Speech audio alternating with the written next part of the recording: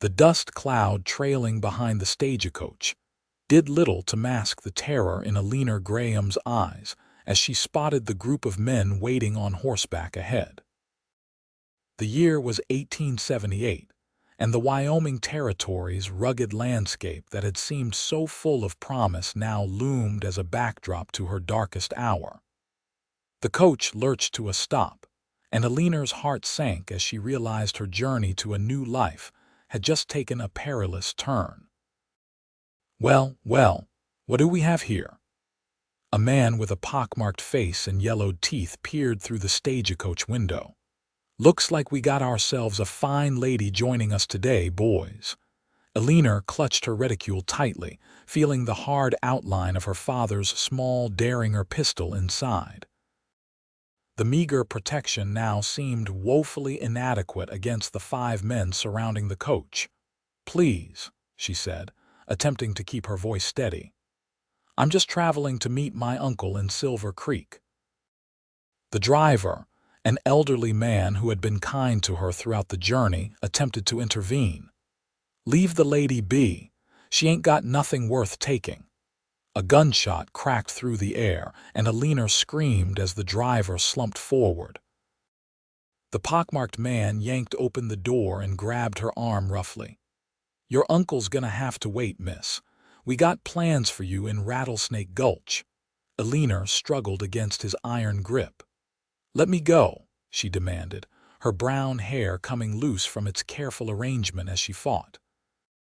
At 22, she had left behind a comfortable life in Boston after her parents' deaths, hoping to find purpose with her mother's brother in the West. Now that dream was dissolving into a nightmare.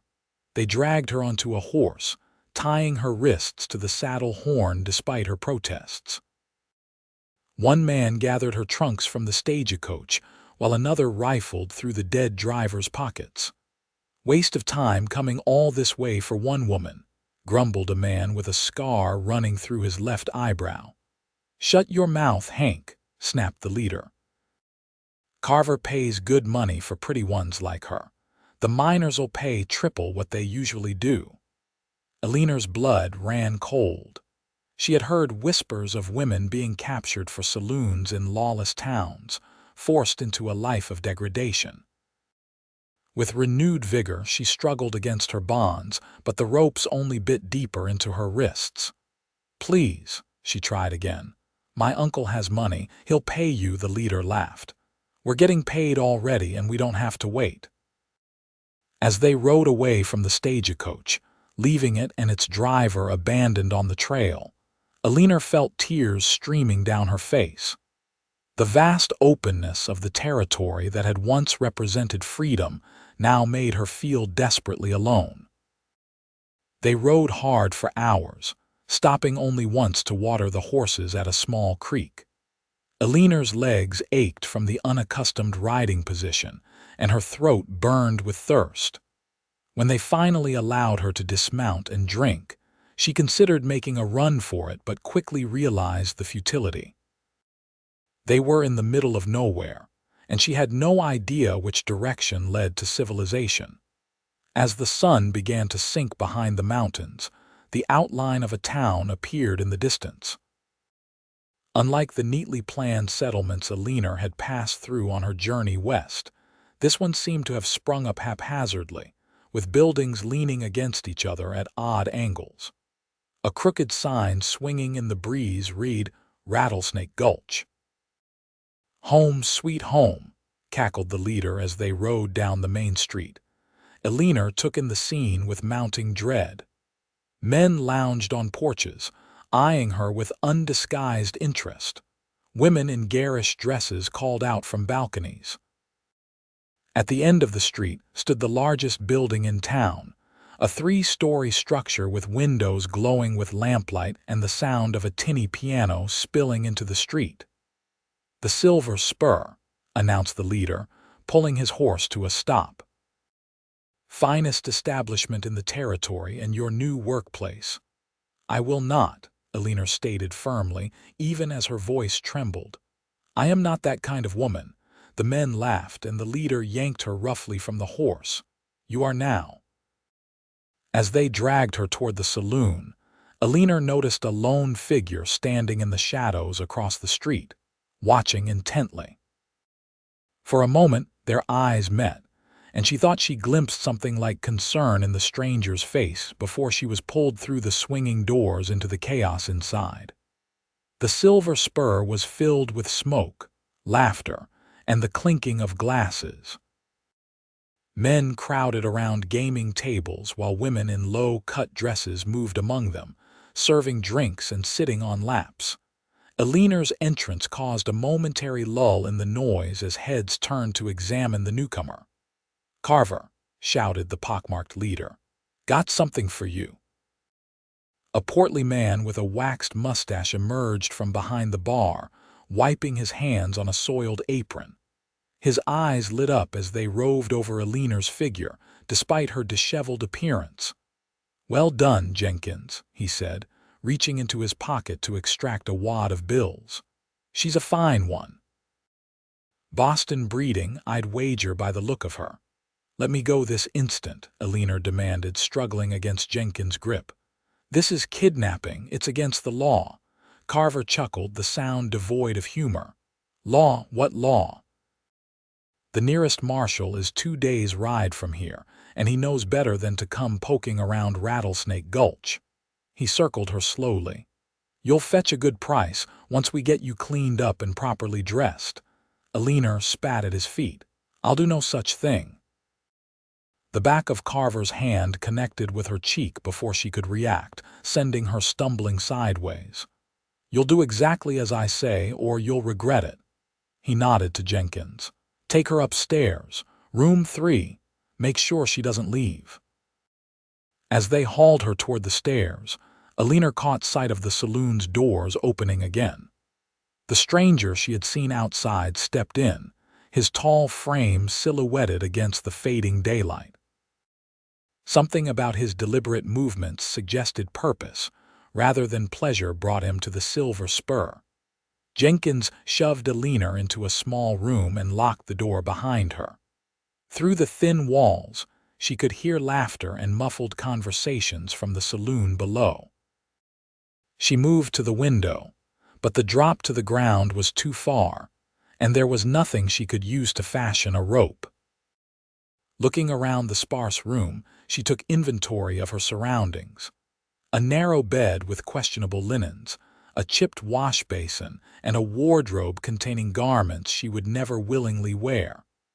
On a small table lay a brush and some cosmetics. Eleanor sank onto the bed, letting the tears she had been holding back flow freely. She thought of her parents, of the life she had left behind, of her uncle waiting for her arrival. Would he search for her when she didn't appear? Would anyone ever find her here? After some time, she heard footsteps approaching her door. Hastily wiping her tears, she grabbed the heavy wash basin, prepared to fight if necessary. The lock clicked, and the door swung open to reveal a young woman carrying a tray with food and water. She couldn't have been more than 18, with weary eyes that had seen too much. "Mr. Carver says you need to eat," she said, setting down the tray, "and wash up. He wants you downstairs in an hour." "I'm not going anywhere," Eleanor replied firmly. The girl looked at her with a mixture of pity and resignation. "That's what I said too when they first brought me here. It doesn't matter what you want. Best make it easy on yourself." Eleanor stepped forward, lowering her voice. "Help me escape, please." The girl shook her head. "There's nowhere to run to. Carver's men would find you before you got 5 miles. She turned to leave, then hesitated. "My name's Lily. If you need anything, well, just ask for me." As the door closed and the lock turned again, Eleanor sank back onto the bed. She wouldn't give up.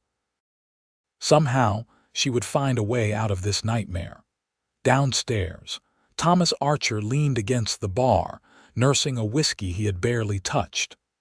At 30, he had seen enough of the frontier to know places like Rattlesnake Gulch operated by their own rules. The badge he usually wore was carefully tucked away in his saddlebag at the livery stable. A U.S. Marshal wouldn't last long if identified in a town like this. He had been tracking Jenkins and his gang for months, ever since they had robbed a bank in Colorado and killed 2 people in the process. The stagecoach robbery hadn't been on his radar until he'd come across the scene earlier that day, the abandoned coach, the driver's body already being circled by vultures, and then the tracks leading to Rattlesnake Gulch, a town known to be beyond the reach of law. Thomas had followed, unsure what he would find but determined to bring Jenkins to justice. The woman had been an unexpected complication. "You're new around here," remarked the bartender, eyeing Thomas suspiciously. "Just passing through," Thomas replied, keeping his voice casual. "Looking for work." "What kind of work?" "Whatever pays. I'm handy with horses, guns too if needed." The bartender seemed to relax slightly. "Might want to talk to Carver then. He sometimes needs men for special jobs." Thomas nodded, glancing toward the man who had received the kidnappers earlier. "That him? The owner?" "Yes, but I'd wait till morning if I were you. He's busy with his new acquisition." The bartender nodded toward the stairs. Thomas felt a surge of anger but kept his expression neutral. "Pretty girl. Where'd she come from? Who knows? Jenkins brings them in regular, some from stagecoaches, some from homesteads. Carver pays well for the pretty ones." Thomas took another pretend sip of his whiskey, mind racing. He couldn't wait until morning. The woman upstairs didn't have that kind of time. But a direct confrontation would likely get them both killed. He needed a plan. Glancing around the saloon, he took note of exits, the number of men who appeared armed, the locations of the stairs, and what might be back rooms. The odds weren't good, at least 15 men, most carrying revolvers, plus Carver's personal guards. A commotion at the top of the stairs drew everyone's attention. Carver emerged, dragging Eleanor by the arm. She had clearly refused to change into the clothing provided. Her traveling dress was rumpled but intact. Her face was set in defiance despite the red mark visible on her cheek. "Ladies and gentlemen," Carver announced, forcing Eleanor to stand beside him at the top of the stairs. "I present our newest entertainment. This fine Boston lady will be available for private audiences starting tomorrow night, but tonight she'll favor us with a song." The men in the saloon cheered and whistled. Eleanor's face paled, but her chin remained high. "I will do no such thing," she said, loud enough for her voice to carry over the noise. Carver's smile didn't waver as he leaned close to her ear, whispering something that made her eyes widen in fear. He gestured to one of his men, who produced a violin and began to play a popular tune. "Sing," Carver commanded. Eleanor stood frozen, her eyes scanning the room as if searching for help. Her gaze landed on Thomas, lingering for a moment before Carver yanked her arm painfully. "I said sing, or Lily gets what I promised." With visible reluctance, Eleanor began to sing "Beautiful Dreamer." Her voice, though shaking at first, was clear and lovely, trained in the parlors of Boston society. The saloon gradually quieted as men stopped their games and conversations to listen. Thomas used the distraction to move closer to the stairs, positioning himself near the bottom. As Eleanor's song came to an end, the crowd erupted in applause and calls for more. Carver raised his hand for silence. "That's all for tonight, gentlemen. But tomorrow, for the right price, you can hear more than just her singing." He began to lead Eleanor back toward the rooms, but she pulled away suddenly, making a dash for the stairs. She had only descended a few steps when one of Carver's men caught her arm. Thomas moved instantly, grabbing the man's wrist and twisting until he released her with a yelp of pain. "The lady doesn't seem interested in staying," Thomas said calmly, positioning himself between Eleanor and her captors. Carver's face darkened with anger. "This is none of your business, stranger. The lady works for me." "I do not," Eleanor exclaimed. "This man kidnapped me from the stagecoach to Silver Creek. My uncle, Henry Graham, is expecting me." A murmur ran through the crowd. Even in Rattlesnake Gulch, some lines weren't meant to be crossed, and interfering with the family of someone well-connected could bring unwanted attention. "Henry Graham," Carver repeated, his confidence faltering slightly. "The banker." "The very same," Eleanor confirmed, sensing an advantage. "And he will not rest until he finds me." Thomas kept his eyes on Carver and his men, noting their positions and the weapons visible at their waists. "Seems like you've made a mistake, Carver. Best let the lady go before this gets complicated." Carver's momentary uncertainty vanished, replaced by cold calculation. "Kill him," he ordered his men, "and take her back upstairs." Thomas moved with the speed and precision that had kept him alive through years as a marshal. His revolver cleared its holster before Carver's men could react, and his first shot took down the nearest threat.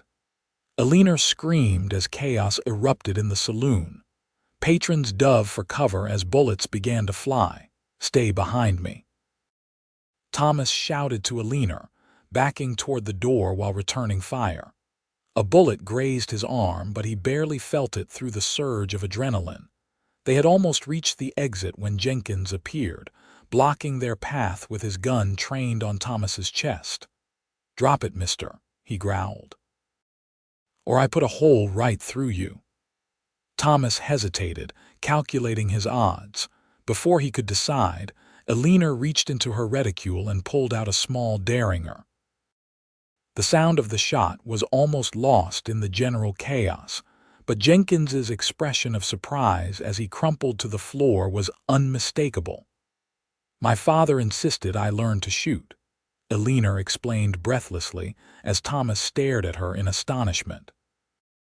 Recovering quickly, he grabbed her hand and pulled her through the doors and into the street. "Can you ride?" he asked as they ran toward the livery stable. "Yes, but not well in this dress. It'll have to do." They reached the stable, and Thomas quickly saddled his own horse while the frightened stable boy brought out another at his insistence. Behind them, they could hear shouts as Carver's men organized a pursuit. "We need to hurry," Thomas urged, helping Eleanor mount before swinging into his own saddle. "Stay close to me." They galloped out of town just as their pursuers emerged from the saloon. The night was dark, with only a sliver of moon to light their way, but Thomas knew these lands well enough to navigate by the stars. He led them off the main trail and into the rugged terrain beyond, hoping to lose their followers in the labyrinth of ravines and gullies. Eleanor clung to her saddle, the borrowed horse responding to her nervous guidance better than she had expected. The wind whipped through her hair, now completely free of its pins, and her heart pounded with fear and exhilaration. After nearly an hour of hard riding, Thomas slowed their pace, listening intently for sounds of pursuit. Hearing nothing, he guided them into a small canyon where a stream provided water. "We should be safe here for a while," he said, dismounting and helping Eleanor down. "How are you holding up?" "I'm alive, thanks to you," she replied, wincing as her feet touched the ground. Hours of riding had taken their toll on muscles unused to such exertion. "I don't even know your name." "Thomas Archer," he said, extending his hand. U.S. Marshal, though I'd appreciate if you kept that information to yourself for now."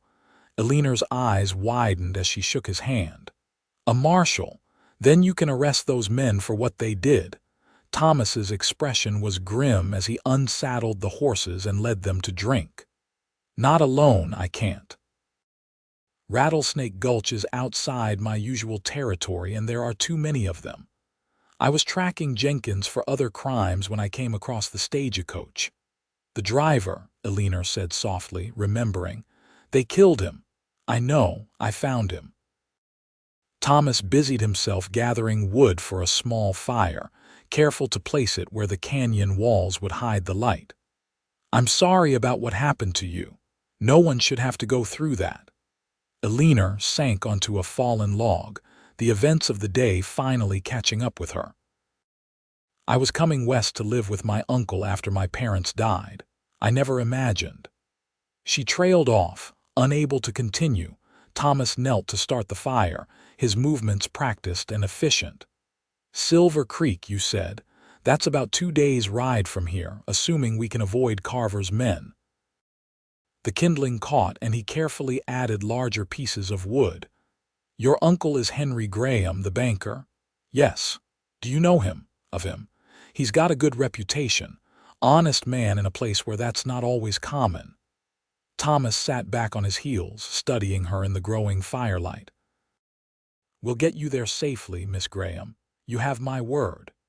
Eleanor managed a small smile despite her exhaustion. Eleanor, please. I think saving my life puts us on a first-name basis, Marshal Archer. Thomas, he corrected, returning her smile, and saving goes both ways. That was quick thinking with the Derringer. Eleanor looked down at her hands, now trembling slightly as the reality of having shot a man began to sink in. I never thought I would actually use it. Father gave it to me for protection on the journey, but I never. She took a deep breath. Is he dead, Jenkins? I don't know, but if he is, it was self-defense, plain and simple. He's wanted for murder in 2 territories, so you've done the world a favor either way. Thomas removed his coat and handed it to her. It gets cold at night. Try to get some sleep. I'll keep watch. Eleanor accepted the coat gratefully, wrapping it around her shoulders. What about you? I'm used to the cold. He checked his revolver before settling with his back against a boulder, positioned to see the entrance to their small canyon. We'll head out at first light. Despite her exhaustion, Eleanor found sleep elusive. Every time she closed her eyes, she saw Jenkins' face as her bullet struck him, or felt Carver's hand on her arm. Eventually, she sat up, drawing Thomas's coat tighter around her. Can't sleep? Thomas asked softly from his position. No. Too many thoughts. She moved closer to the fire, seeking its warmth.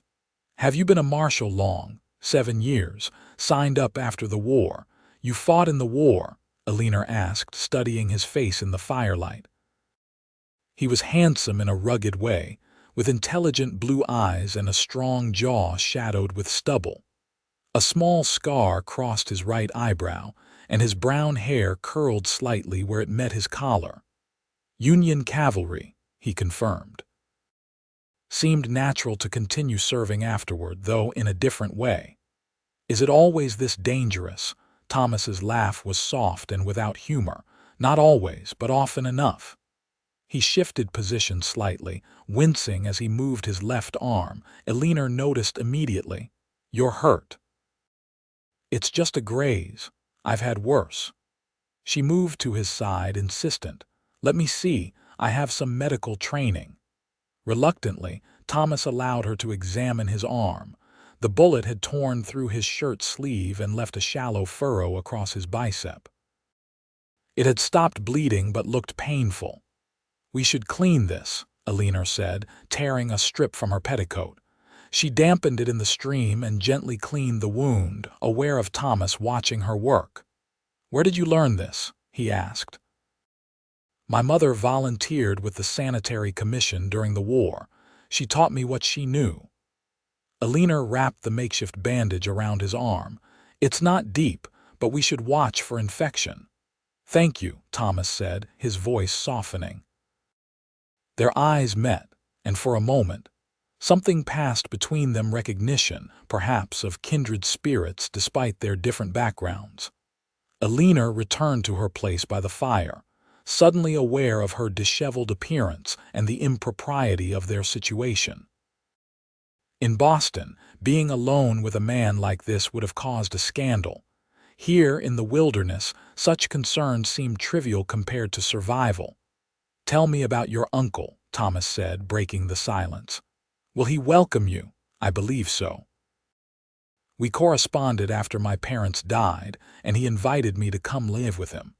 He has no children of his own, and he wrote that he could use my help managing his household." Eleanor stared into the flames. "I was looking forward to a fresh start." "You'll still have it," Thomas assured her. "Silver Creek is a good town, growing, civilized, not like Rattlesnake Gulch." "And what about you? Where is home for you?" Thomas was quiet for a moment. "I haven't had a real home since before the war. The Marshal Service keeps me moving. But I have a small cabin near Denver where I stay when I can."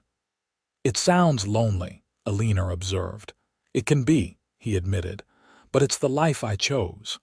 They talked through the night, sharing stories of their pasts and dreams for the future. Eleanor spoke of her sheltered upbringing in Boston, her love of literature, and her secret desire to someday write stories of her own.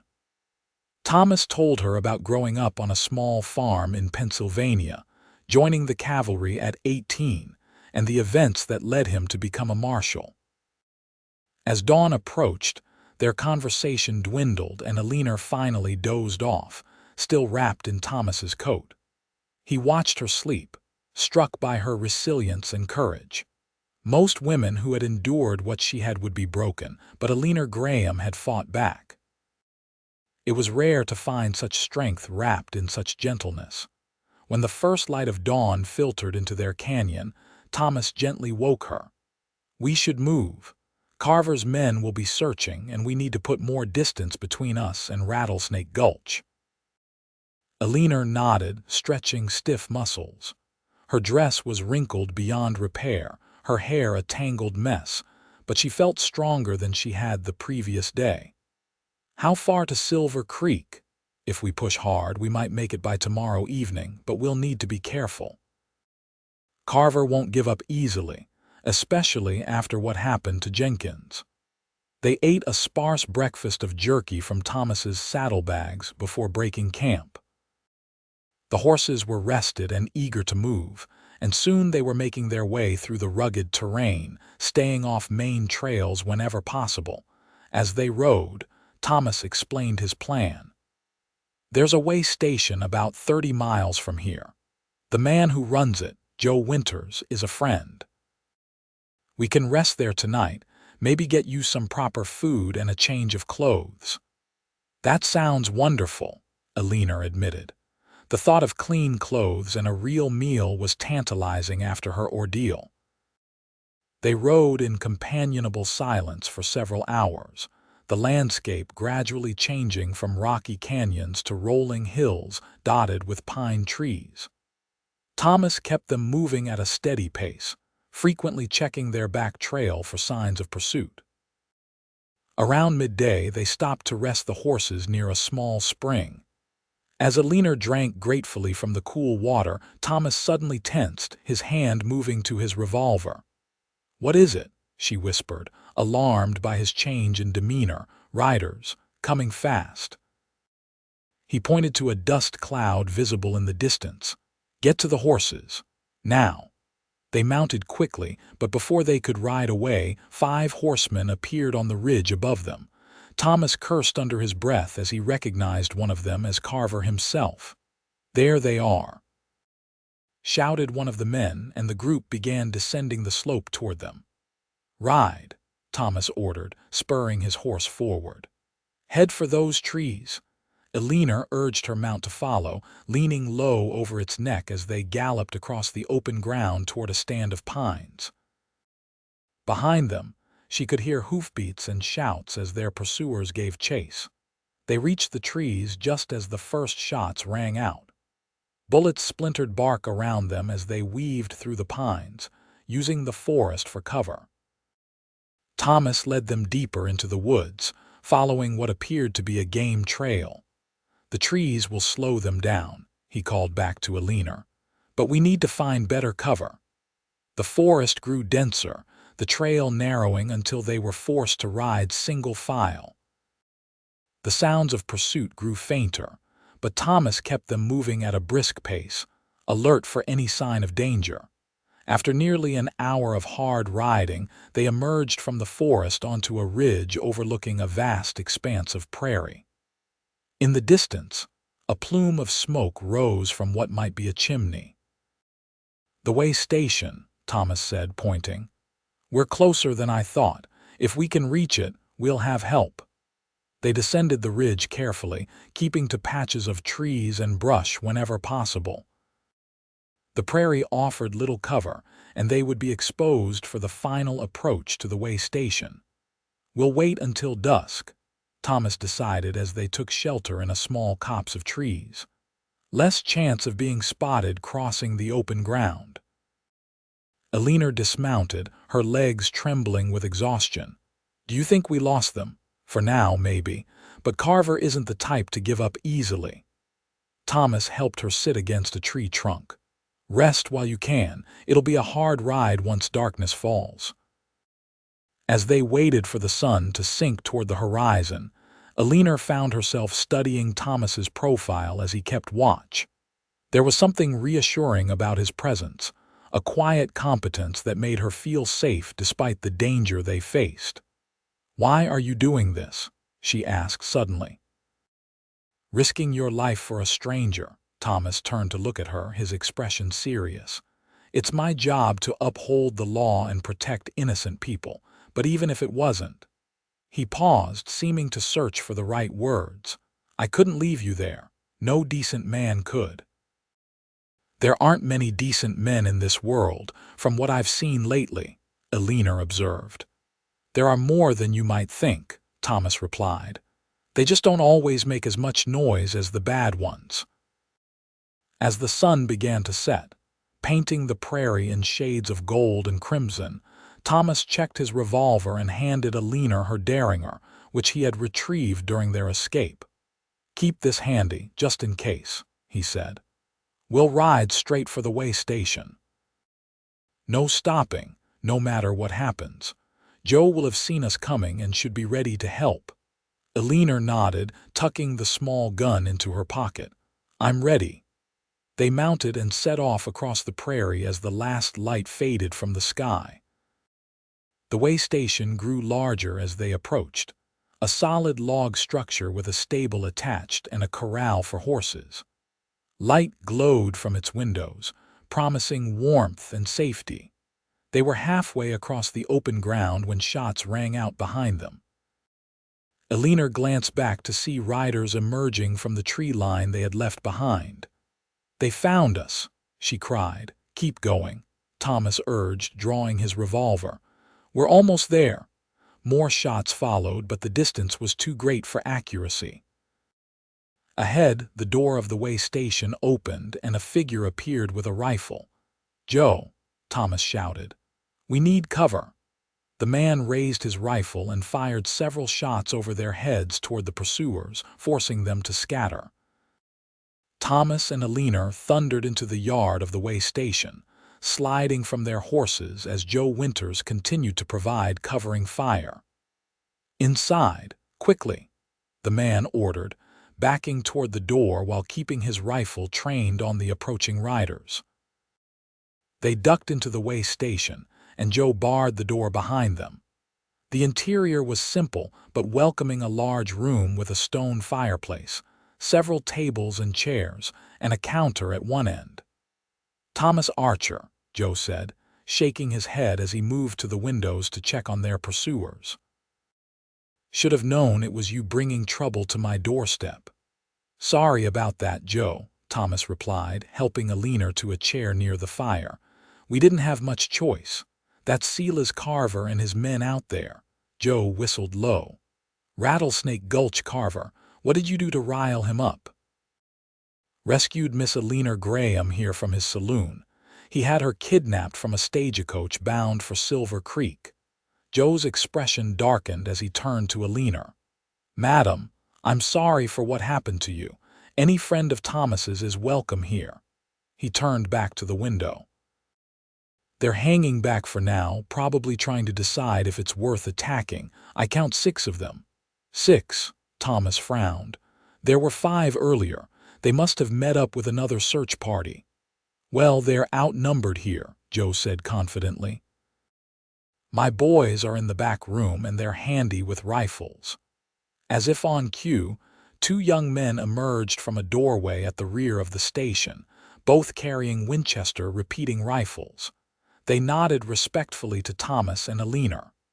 "My sons, William and James," Joe introduced them. "Boys, we've got trouble outside. Carver's men from Rattlesnake Gulch." The young men took positions at different windows, peering out into the gathering darkness. "They're spreading out," William reported. "Looks like they're surrounding the station." "Let them try," Joe said grimly. This place was built to withstand Indian attacks. Thick walls, good sight lines, plenty of ammunition. Thomas moved to Eleanor's side. "You'll be safe here tonight. Joe's place is as solid as they come." She nodded, though her face remained pale with fear. "What will they do?" "Probably wait us out, hope we make a mistake." Thomas accepted a cup of coffee from Joe and handed it to her. "Drink this. It'll help with the cold." The warmth of the cup in her hands was comforting, and Eleanor sipped gratefully. Now that they had stopped moving, she realized how exhausted she truly was. Every muscle ached, and her hands trembled slightly from the strain of the long ride. "You have something she could change into?" Thomas asked Joe quietly. "Her dress is in bad shape." Joe nodded. "My wife's things are still in the back room. She passed last winter, but I haven't had the heart to get rid of anything. I'm sure there's something that would fit the lady." "I'm sorry about your wife," Thomas said, gripping his friend's shoulder. "Life goes on," Joe replied simply. "She'd want her things to be useful." He turned to his younger son. "James, show Miss Graham to the back room. She can find something clean to wear there." James led Eleanor through the doorway into a smaller room furnished with a bed, a chest of drawers, and a washstand. "Ma's things are in the chest, madam. There's clean water in the pitcher if you want to wash up." "Thank you," Eleanor said with genuine gratitude. "You're very kind." Once alone, she poured water into the basin and washed as best she could, scrubbing away the dust and fear of the past 2 days. In the chest, she found several simple dresses and selected one of sturdy cotton in a soft blue color. It was a bit large but far more comfortable than her ruined traveling dress. When she returned to the main room, she found the men had organized a defense plan. William and James would take turns watching through the night, while Joe and Thomas would alternate sleep to remain fresh in case of an attack. "You look better," Thomas said when he saw her, his eyes warming appreciatively at the sight of her in the clean dress. "I feel better," she admitted. "Though I fear I've imposed terribly on Mr. Winter's hospitality." "Nonsense," Joe declared, setting a plate of stew before her. "It's been too long since we've had a lady's presence here. Besides, any enemy of Carver's is a friend of mine." Eleanor ate hungrily, the simple stew tasting better than any fine meal she had enjoyed in Boston. As she finished, she found herself struggling to keep her eyes open. "There's a bed in the back room," Joe told her kindly.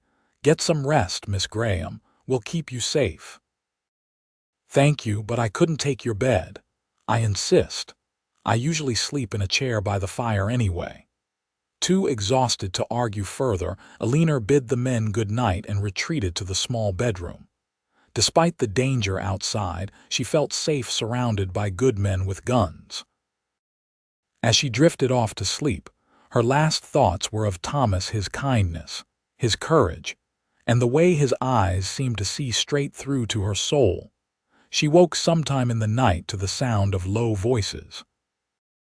Slipping from the bed, she moved to the doorway where she could see Thomas and Joe sitting by the fire, talking quietly while William kept watch at the window. "Never seen you like this before," Joe was saying. "Not over a woman." Thomas stared into his coffee cup.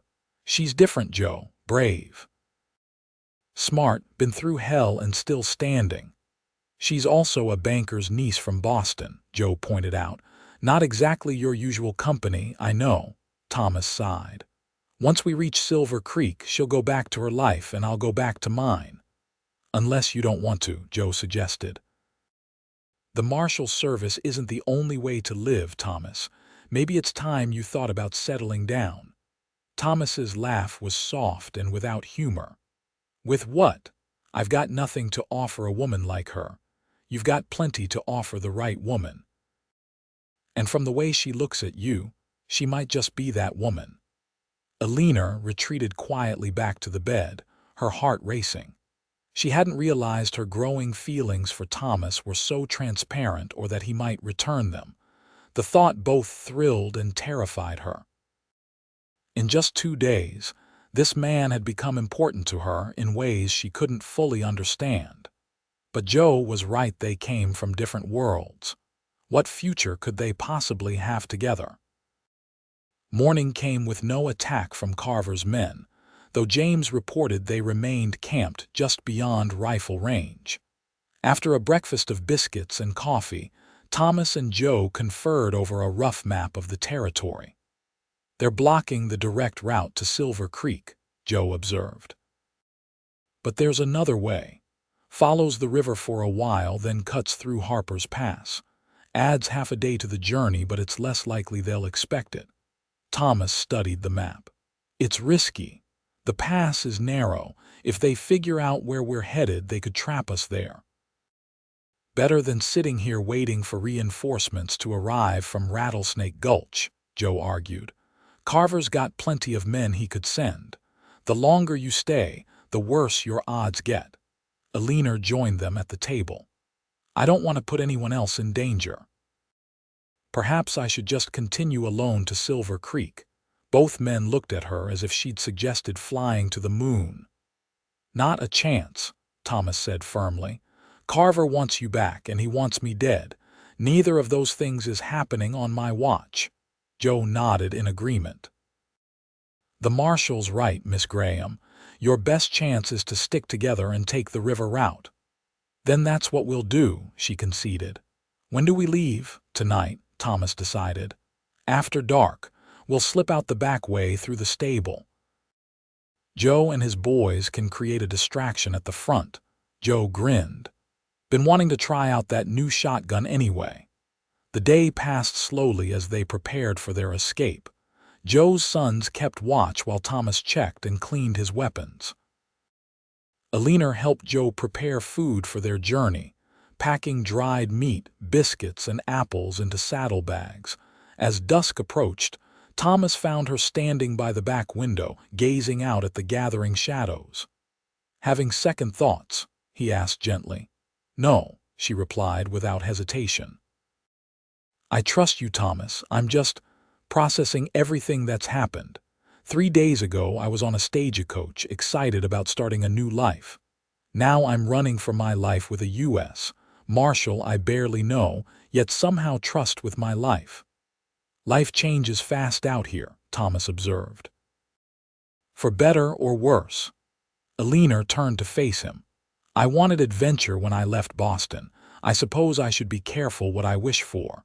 Thomas smiled, the expression softening his usually serious face. "There are better adventures to be had than this one. Silver Creek has its share of excitement, but most of it doesn't involve being shot at." "And what about you?" she asked, her voice quieter. "Where will you go after we reach Silver Creek?" The question hung between them, loaded with unspoken meaning. Thomas's eyes held hers for a long moment before he answered. "I have to take Jenkins in dead or alive and report what happened at Rattlesnake Gulch. After that." He hesitated. "I don't know. I've been thinking it might be time for a change." Before Eleanor could respond, Joe called them to the main room for a final review of their plan.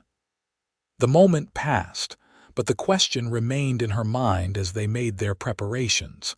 Night fell, and with it came their chance. Joe and his sons moved to the front of the station, ready to create a diversion with gunfire and shouting. Thomas and Eleanor slipped through the back door into the stable where fresh horses waited, already saddled. "Stay close," Thomas whispered as they mounted. "Once we're clear of the buildings, we'll head straight for the river. It's about 3 miles east." Eleanor nodded, gathering the reins in trembling hands.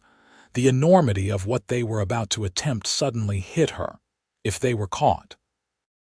The sound of gunshots erupted from the front of the station, followed by shouts and more firing.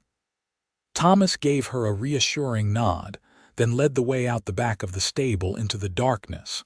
They rode hard, keeping low in their saddles, using the night as cover. Behind them, the gunfire continued, but no shouts of pursuit followed. Their plan was working for now. The moon was just rising when they reached the river, a silver ribbon cutting through the darkness. Thomas led them downstream, following a narrow trail that hugged the bank. "The water will hide our tracks," he explained in a low voice, "and the sound covers any noise we make." They rode for hours, stopping only to rest the horses briefly. Eleanor was exhausted but determined, finding reserves of strength she hadn't known she possessed. This was her life at stake after all, and Thomas was risking his to save her. She wouldn't let fatigue defeat them. As dawn approached, Thomas guided them away from the river into a dense stand of cottonwoods. "We'll rest here for a few hours," he decided. "The horses need it, and so do we." They dismounted in a small clearing, sheltered on all sides by trees. Thomas saw to the horses while Eleanor spread a blanket Joe had provided. The night had been cold, and she was grateful for the heavy coat. She now wore another gift from their generous host. "No sign of pursuit," Thomas reported as he joined her. "But that doesn't mean they aren't looking. We should keep quiet, no fire." Eleanor nodded, pulling the coat tighter around her. "How much farther to Silver Creek?" "If we keep moving at a good pace, we should reach Harper's Pass by nightfall. After that, it's about half a day to Silver Creek." Thomas unwrapped a piece of jerky and handed it to her. "Not much of a breakfast, I'm afraid." "I'm not complaining," she assured him, accepting the food gratefully. "After what I've been through, a cold meal in safety is preferable to a feast in danger." They ate in companionable silence, the woods around them gradually brightening with the new day. Birds began to sing, and somewhere nearby, a squirrel chattered indignantly at their intrusion. "It's beautiful here," Eleanor observed softly. "So different from Boston. Do you miss it?" The city, she considered the question.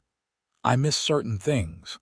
Books, theater, concerts, the familiarity of it all, but there's a vitality here that Boston lacks, a sense that anything is possible."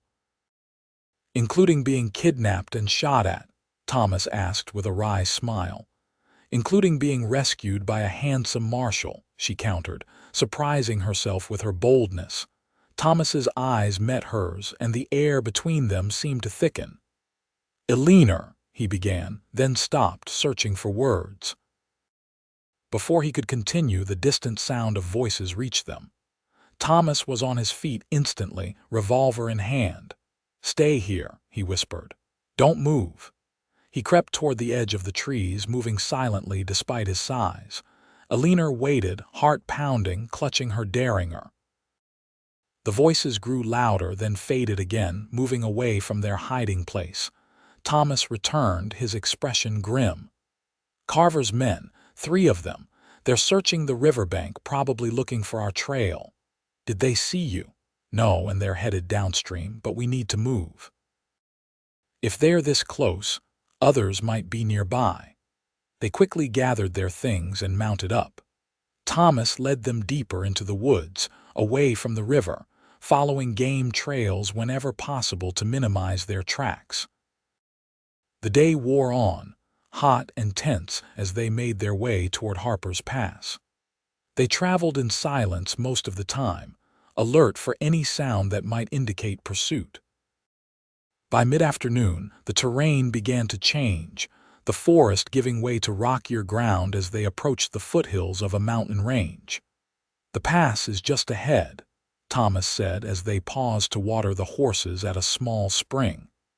"It's narrow in places, barely wide enough for a wagon. If Carver's men have figured out our route, they might try to trap us there." Eleanor studied his face, noting the lines of fatigue and concern. Could we go around? It would take days, and the open country would leave us exposed. He shook his head.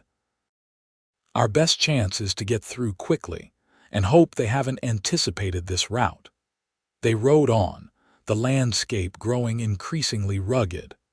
Late afternoon found them at the entrance to Harper's, past a narrow defile between towering rock walls. Thomas dismounted to check for signs of recent passage. No fresh tracks, he reported, relief evident in his voice. We might just make it through unnoticed. The pass was as narrow as Thomas had described, forcing them to ride single file. The walls rose steep and high on either side, cutting off much of the daylight. The air was cooler here, and Eleanor shivered despite her coat. They had traveled perhaps half a mile into the pass when Thomas suddenly raised his hand, signaling for her to stop. He sat motionless in his saddle, head cocked as if listening. "What is it?" Eleanor whispered. "Not sure. Thought I heard something." He dismounted silently, drawing his revolver. "Wait here." He moved ahead on foot, staying close to the rock wall. Eleanor watched anxiously as he disappeared around a bend in the pass.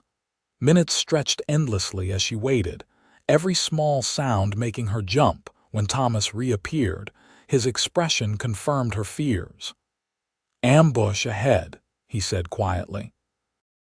"At least 4 men, maybe more, where the pass narrows even further. Carver's men, has to be. No one else would be waiting for us here."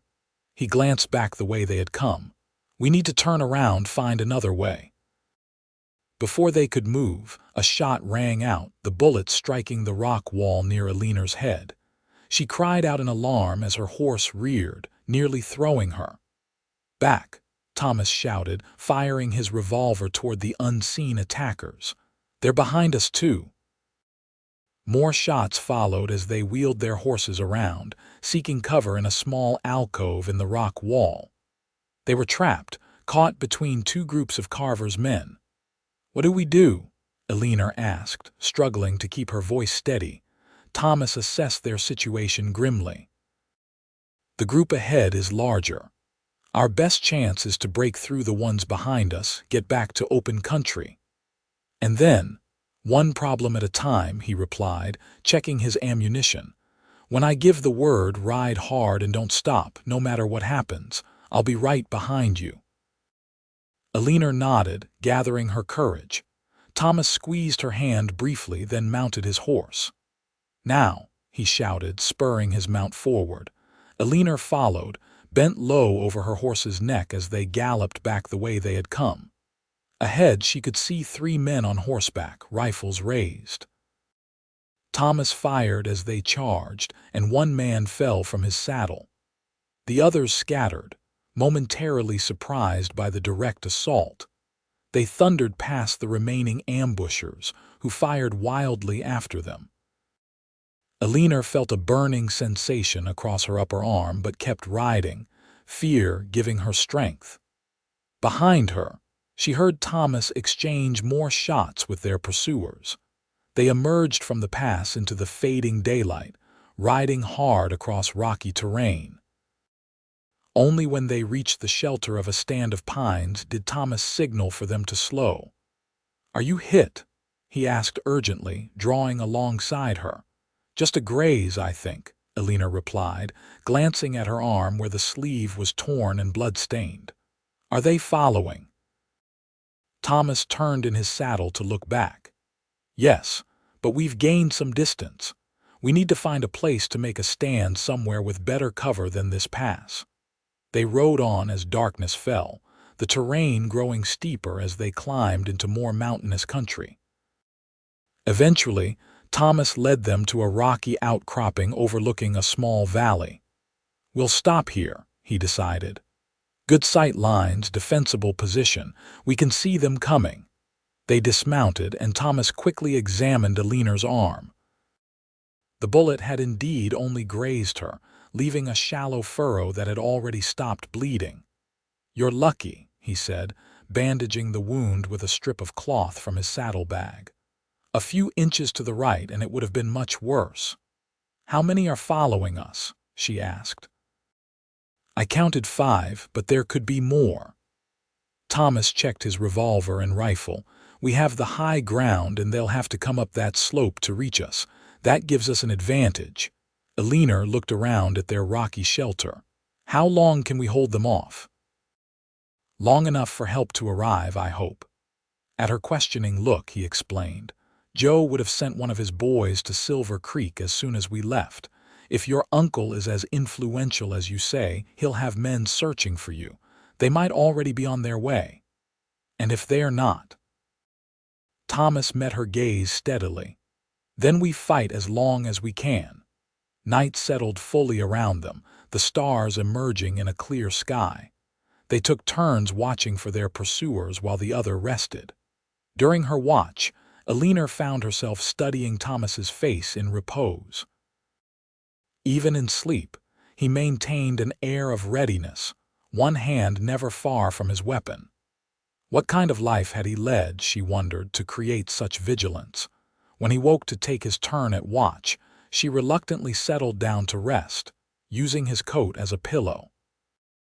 Despite her exhaustion, sleep came fitfully, interrupted by every small sound and the persistent ache in her wounded arm.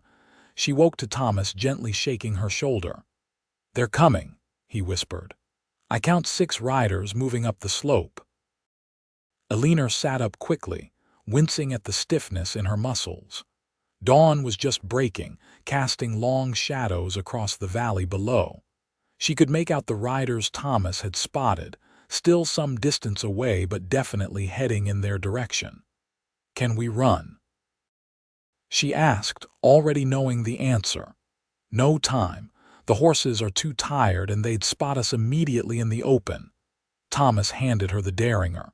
"Stay low and behind cover. If they get close, use this." He positioned himself at the edge of their rocky shelter, rifle ready.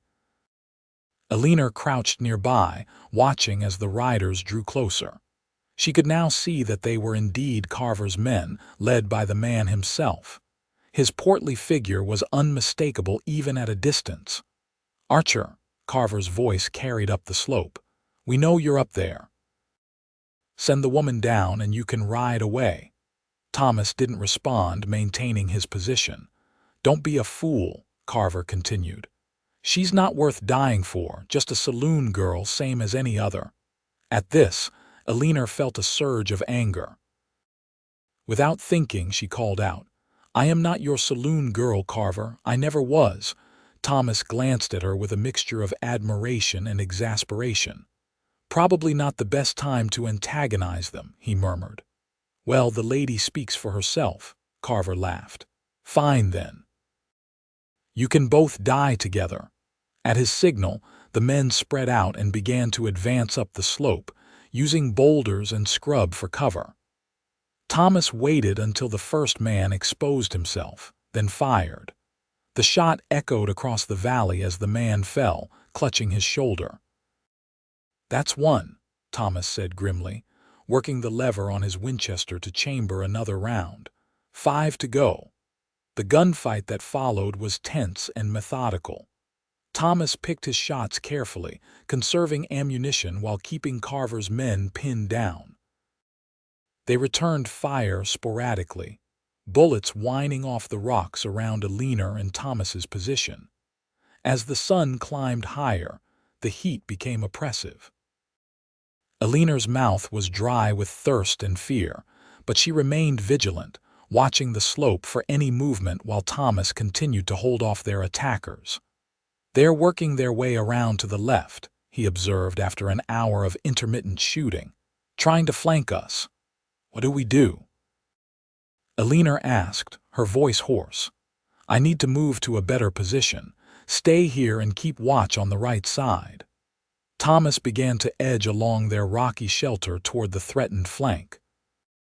Just as he reached a new position, a volley of shots rang out not from the slope before them, but from the valley behind. Shouts of confusion rose from Carver's men as new riders appeared, firing as they galloped toward the slope. "Silver Creek men," Thomas exclaimed, recognizing the newcomers. "Your uncle must have sent them." Relief flooded through Eleanor as she watched Carver's men retreat down the slope, caught between Thomas's rifle and the approaching riders. Two fell before they reached their horses. The others, including Carver himself, managed to mount and flee. Thomas stood cautiously, keeping his rifle ready as the new arrivals began to climb the slope toward them. In the lead was a distinguished-looking man with silver hair and a neatly trimmed beard. "Uncle Henry," Eleanor cried, recognizing him despite never having met him in person. His resemblance to her mother was unmistakable. Henry Graham dismounted as he reached their position, his face a mixture of concern and relief. "Eleanor, thank God you're safe." He embraced her tightly, then held her at arm's length to examine her. "When Joe Winters's boy reached us with news of your kidnapping, I feared the worst." "I'm all right, Uncle," she assured him, suddenly overwhelmed by emotion. "Thanks to Marshal Archer." Henry turned to Thomas, extending his hand. "Marshal, I cannot thank you enough for protecting my niece." Thomas accepted the handshake.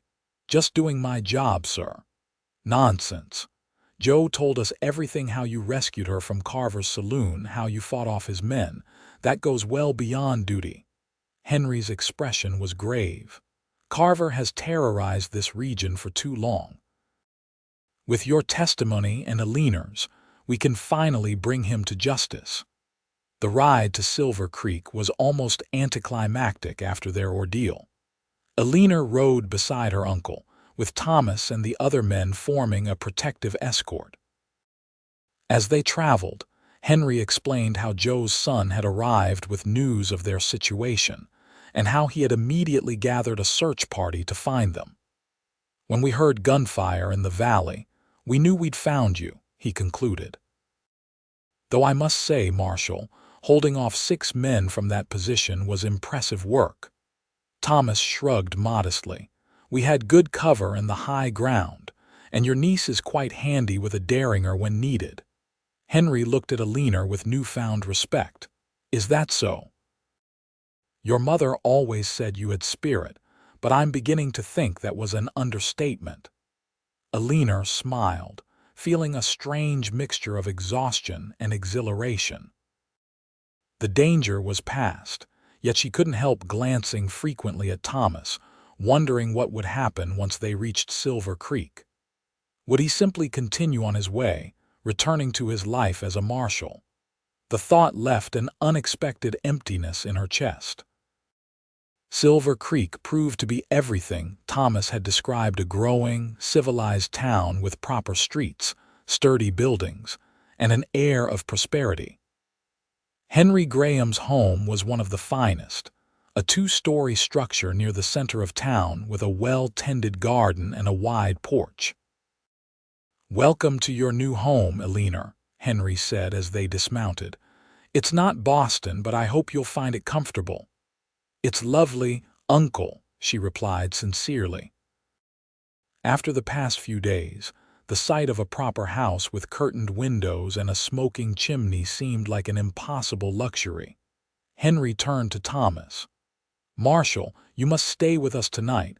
I insist. After what you've done for my family, it's the least I can offer." Thomas hesitated, glancing at Eleanor.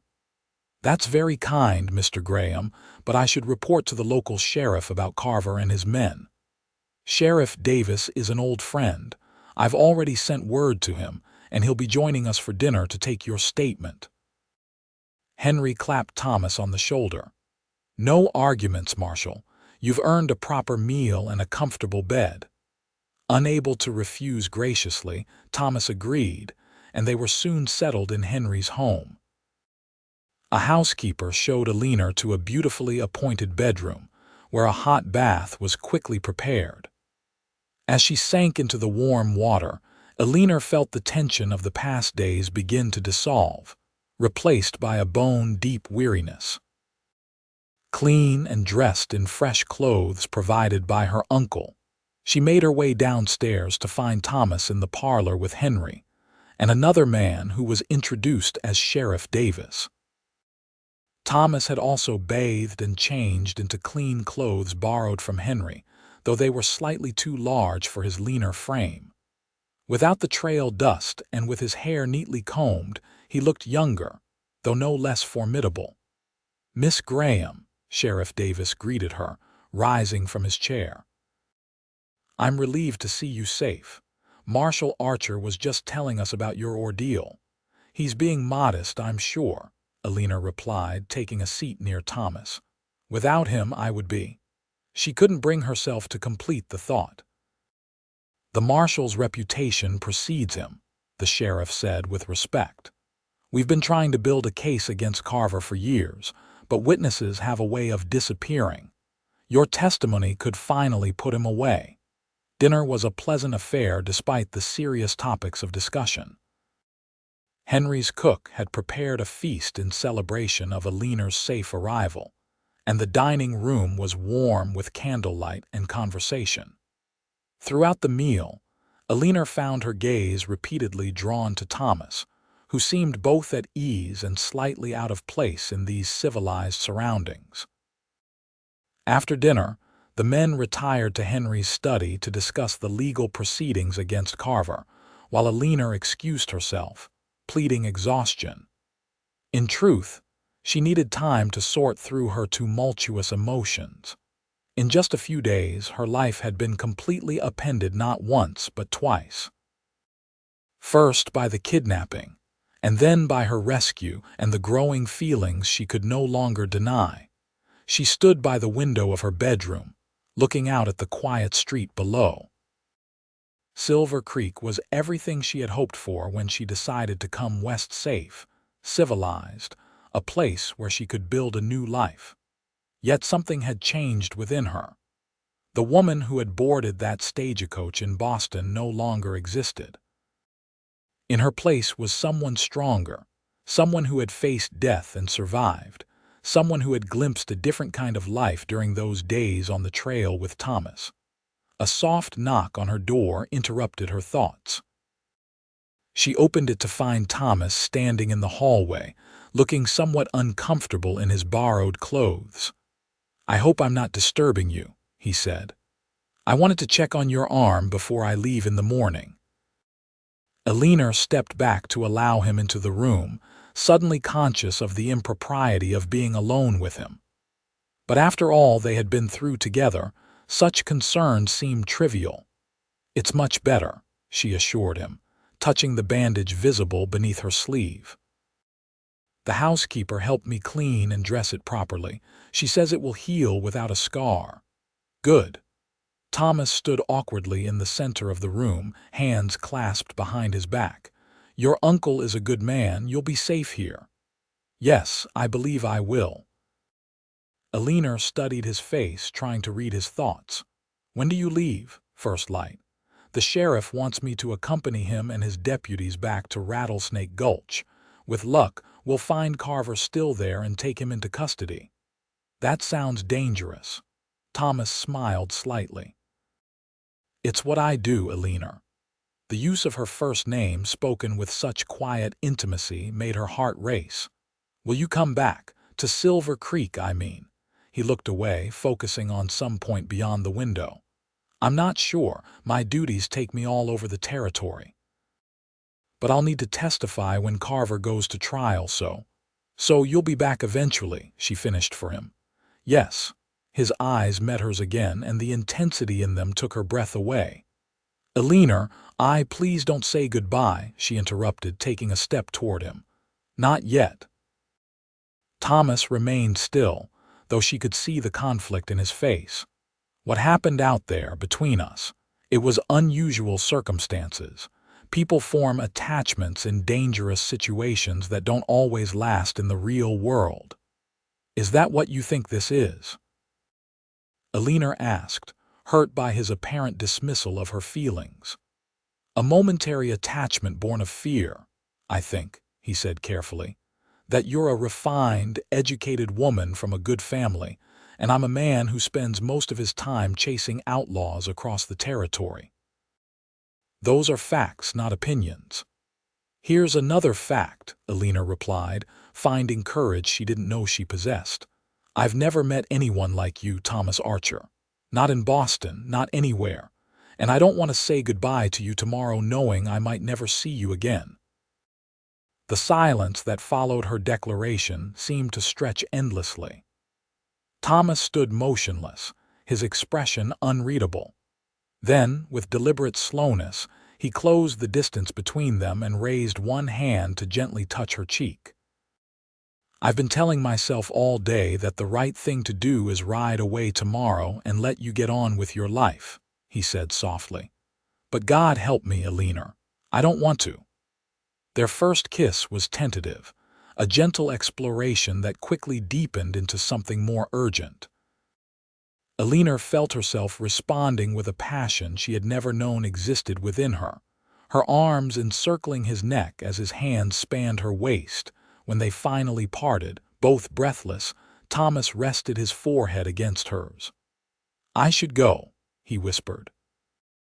Before I forget all the reasons why this is complicated. Stay, Eleanor replied simply. I mean just to talk. I'm not ready for you to leave. He nodded, and they moved to sit side by side on the small settee by the window. For hours, they talked as they had during those nights on the trail about their pasts, their hopes, their fears for the future. Thomas spoke of his desire to eventually leave the Marshal service, perhaps settle down somewhere peaceful.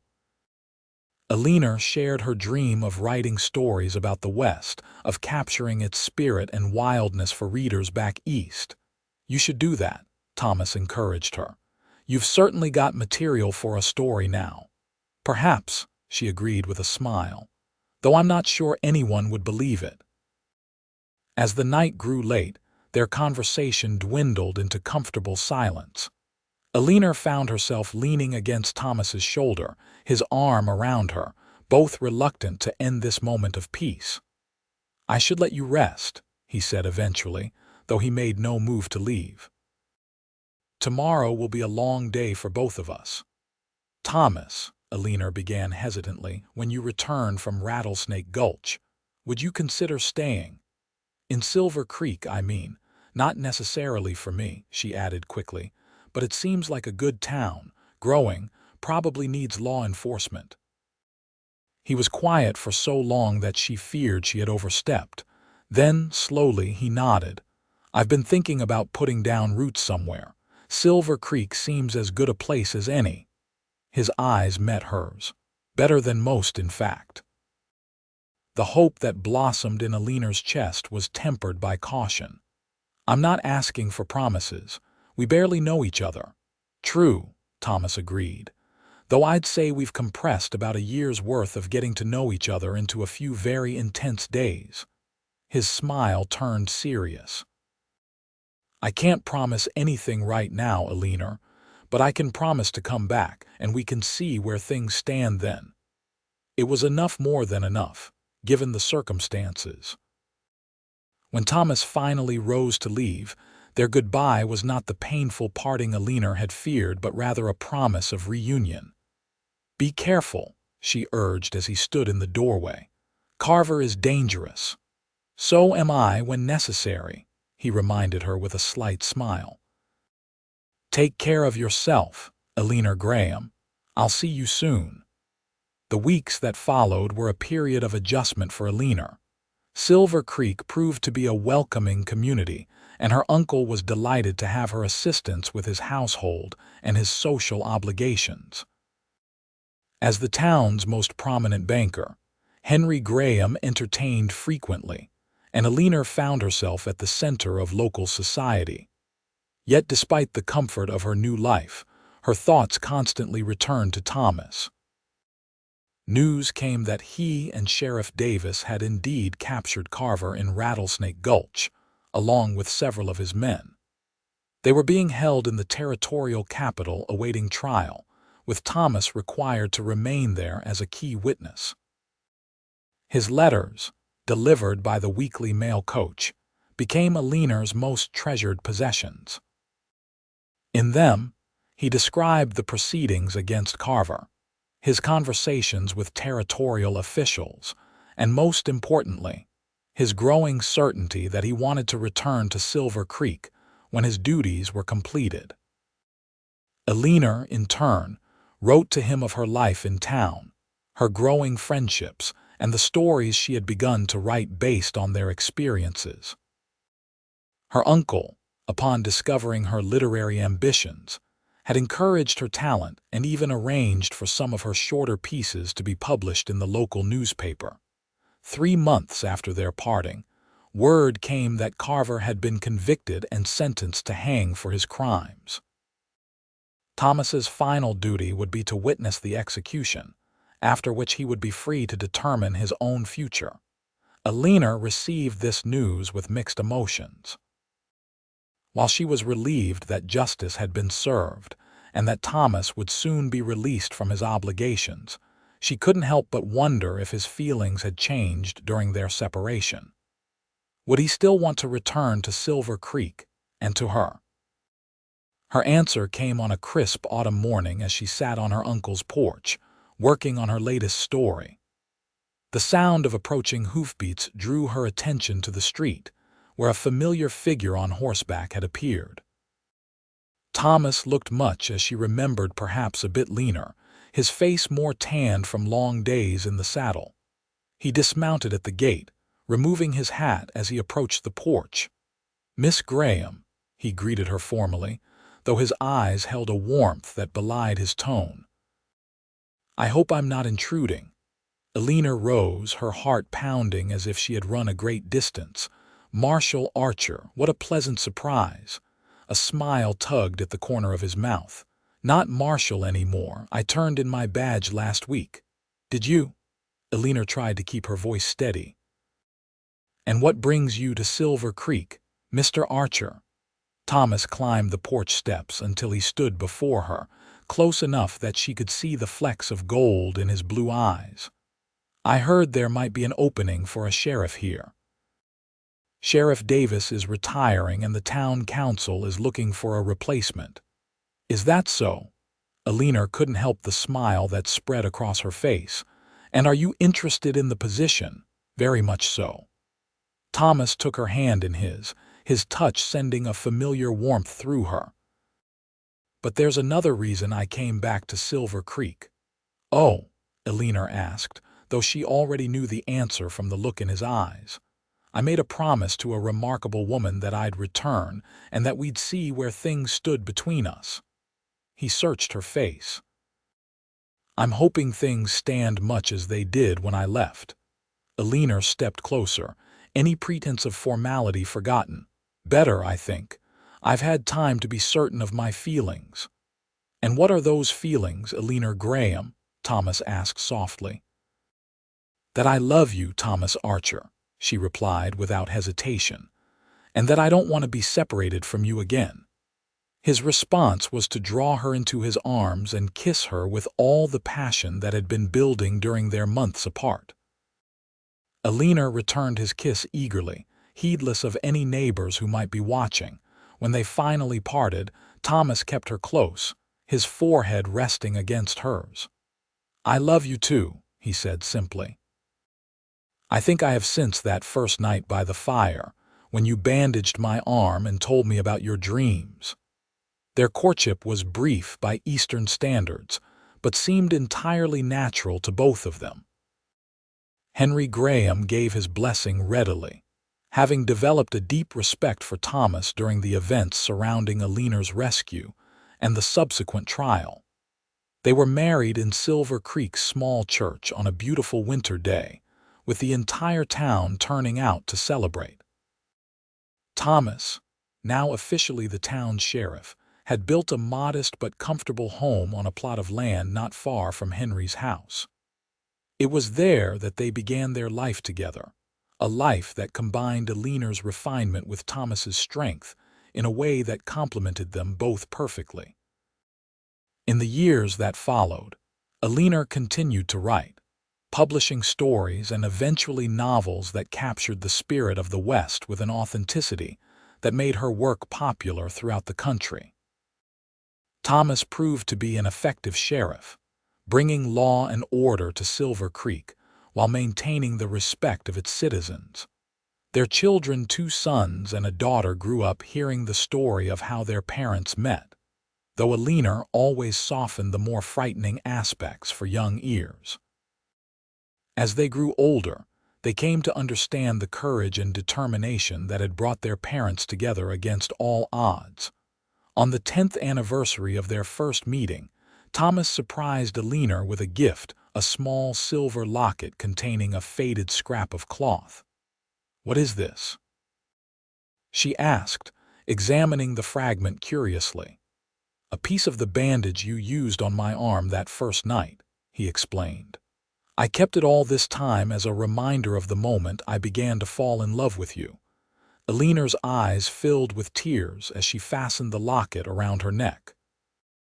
"Who would have thought that being kidnapped would lead to the greatest happiness of my life?" Thomas smiled, drawing her into his arms. "I thank God every day for leading me to that stagecoach, Eleanor. Even with all the danger, I wouldn't change a moment of our journey." "Nor would I," she agreed, resting her head against his chest. "Though I confess I prefer our adventures now to be somewhat less perilous." Thomas laughed, the sound warming her heart as it always had. "Life with you is an adventure no matter what we're doing." And so it remained. Through all the years that followed, an adventure of love that had begun in the most unlikely circumstances, but had proven stronger and more enduring than either of them could have imagined on that dusty trail so long ago.